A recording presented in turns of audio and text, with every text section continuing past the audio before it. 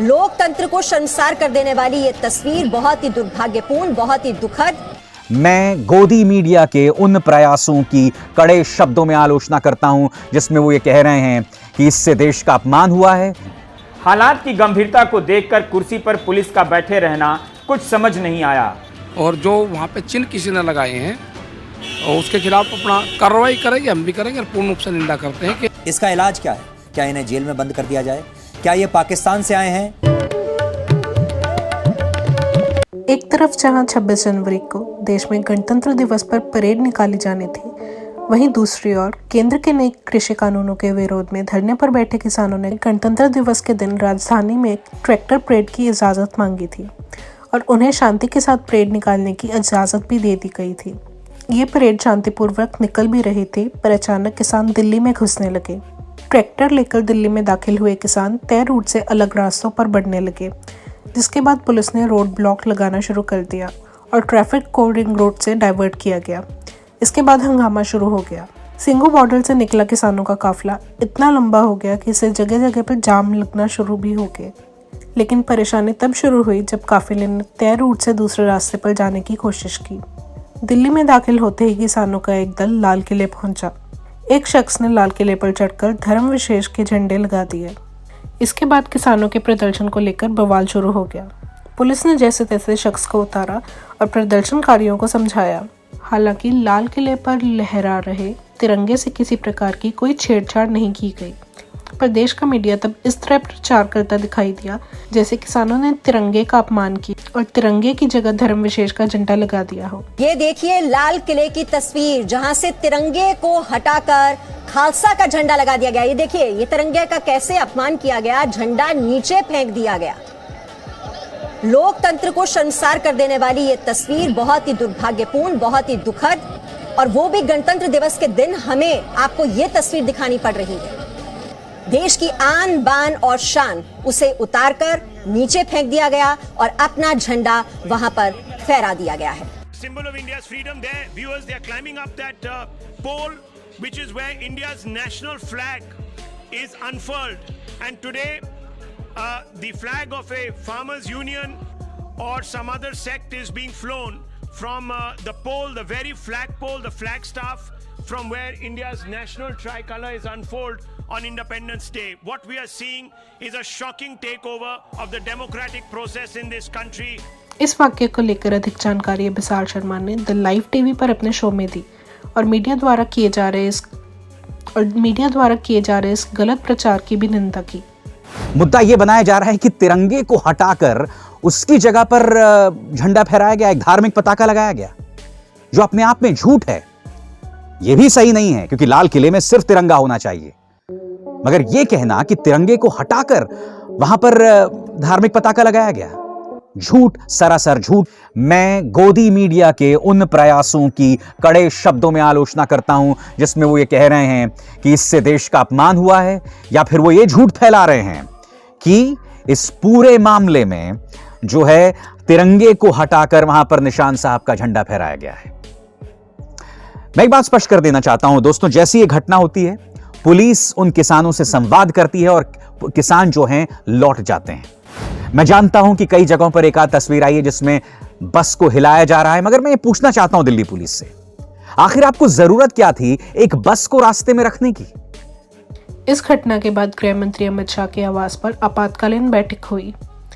बैठक में हालात की समीक्षा के बाद अनेक संवेदनशील स्थानों पर अतिरिक्त सुरक्षा बल तैनात करने के लिए कहा गया। इंटरनेट सेवा पर भी पाबंदी लगा दी गई। प्रदर्शनकारी किसान दिल्ली के सिंघू, टिकरी और गाजीपुर बॉर्डर पर बैठे हुए हैं। संयुक्त किसान मोर्चा ने घोषणा की कि आंदोलन शांतिपूर्वक जारी रहेगा और आगे के कदमों पर चर्चा के बाद जल्दी ही फैसला लिया जाएगा। हिंसा के बाद स्थिति अपने नियंत्रण में है।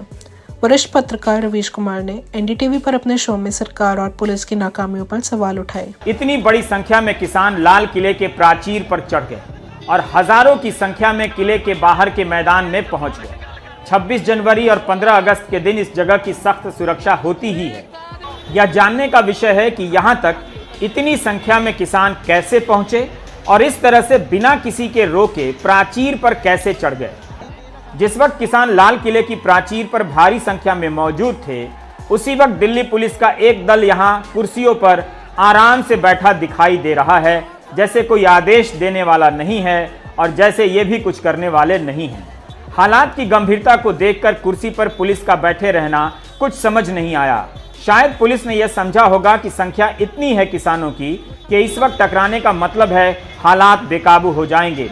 जरूर कुछ पुलिसकर्मी किसानों के बीच में जाकर बात करते समझाते नजर आए और इसका फायदा भी हुआ। इस घटना को लेकर किसान जथेबंदियों की ओर से काफी बयान भी आए। सीनियर पत्रकार अजीत अंजुम ने राकेश टिकैत से बात की और उनका पक्ष जानने की कोशिश भी की। हमने पूरा रूट निर्धारित कर रखा था। वो तो बहुत किसान जब रूट्स पे चलता है तो जिधर को ट्रैक्टर जाता है उसी के पीछे उलटता है। ये नहीं कि सबकी विचारधारा ला लगने पर वो वहाँ पर होती है, वो तो जिधर को जा रही उधर को चलता रहा। वो आगे की भीड़ जिधर जा रही है उधर को चलेगा। वहाँ से बहुत लोग अब वापसी हो गए हैं, सब लोग वहाँ से।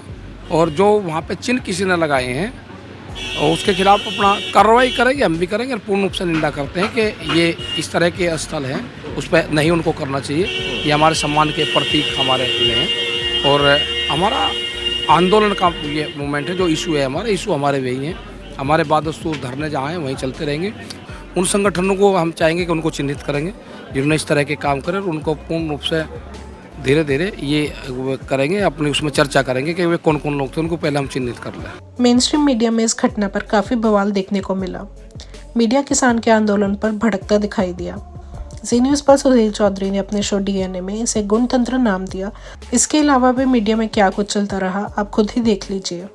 26 जनवरी गणतंत्र दिवस आज के दिन ही सन 1950 में जब हमारे देश का संविधान लागू हुआ, उसी दिन संविधान को देखिए कैसे तार-तार किया गया। संविधान यानी हमारे देश को चलाने के लिए मर्यादा की किताब। सालों से हम इस दिन अपने देश की आन बान और शान की तस्वीरें इस दिन देखते हैं। लेकिन आज क्या हुआ? किसान आंदोलन के नाम पर आज क्या हुआ? किसानों की आवाज के नाम पर आज क्या हुआ? किसानों के हक के नाम पर आज क्या हुआ? किसानों के दर्द के नाम पर बताइए आज क्या हुआ? मैं बोलूं? किसानों ने गणतंत्र दिवस पर शांतिपूर्ण ट्रैक्टर परेड का वादा किया था, सारे वादे टूट गए। किसानों ने उनके नाम पर एक तरह से उपद्रवियों ने दिल्ली में घुसकर जमकर हंगामा किया। एक तरफ जहां देश में किसान और पुलिस के बीच झड़प होती दिखाई दी, तो दूसरी तरफ कई जगह पर ट्रैक्टर परेड शांतिपूर्वक ढंग से भी होती दिखी, जिस पर मीडिया का बिल्कुल भी ध्यान नहीं गया। पुलिस इस घटना के दोषियों पर कार्रवाई कर रही है। पंजाब हरियाणा में हाई अलर्ट है और पुलिस लगातार दोषियों पर एफआईआर भी दर्ज कर रही है, लेकिन सरकार की ओर से अभी तक कोई भी बयान देखने को नहीं मिला। देखते हैं आगे क्या होता है। Punjab today report. If you like our channel, please subscribe, and to get notifications about news, please click the bell icon.